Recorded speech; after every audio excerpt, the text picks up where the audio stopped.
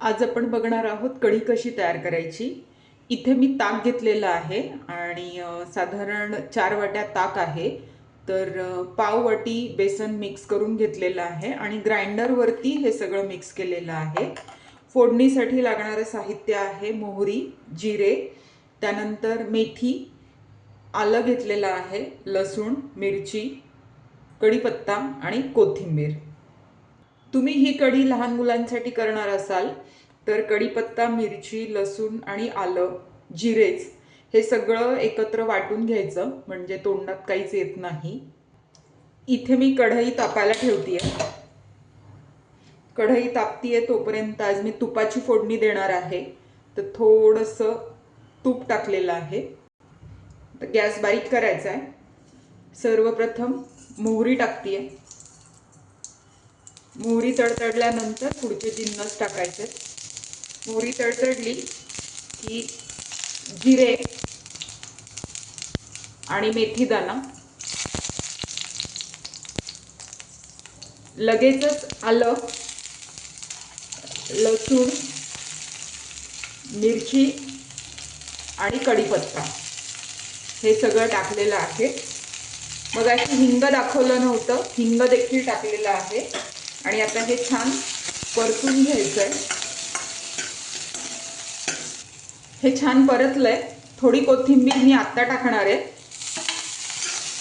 आणि थोडी कढी उकळल्यानंतर आता गॅस मोठा करतीये आणि लगेचच हे जे आपलं ताक आणि डाळीचं पीठ लावून जे मिश्रण तयार आहे ते टाकणार आहे। तुम्हाला हवी असल्यास तुम्ही हळद टाकली तरी काही हरकत नाहीये, मी टाकणार नाहीये हळद।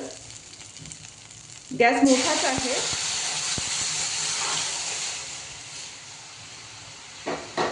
आता छान हलवून घ्यायचंय आणि अजून आपण पाणी टाकणार आहोत। मीठ आत्ता टाकलेलं नाहीये कारण मीठ टाकली की कढी फाटते। मग ह्या मिश्रणाला उकळी आल्यानंतर मग मी मीठ टाकणार आहे। मी अजून पाणी टाकणार आहे कारण कढी 10 मिनिटं तरी उकळणार आहे, 10 ते 15 मिनिटं। गॅस मोठाच आहे आणि मी कढीत पाणी वाढवते आहे। ही भरपूर आटते आणि ही कढी थोडी पातळच ठेवायची।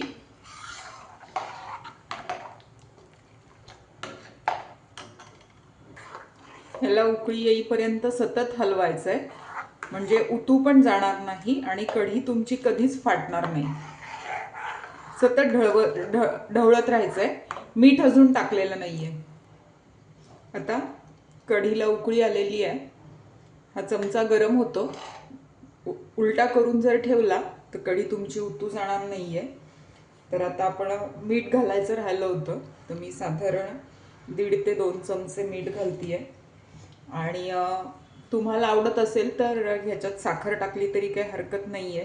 मी अगदी थोडासा गूळ टाकणार आहे चवीपुरता, कारण हे जे दही होतं ते थोडंसं आंबट होतं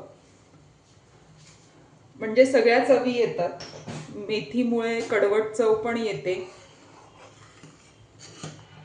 तर आता हे 10 ते 15 मिनिटं उकळू द्यायचंय आणि तुम्ही बघू शकता की किती पातळ आहे ते।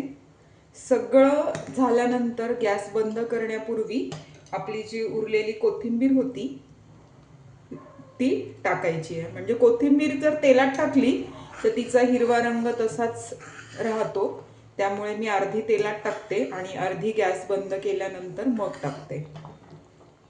तर आता असंच हिला 15 मिनिटं उकळू देऊया। गरम गरम भाताबरोबर किंवा अगदी नुसतं प्यायला सुद्धा खूप सुंदर लागते। नक्की करून बघा।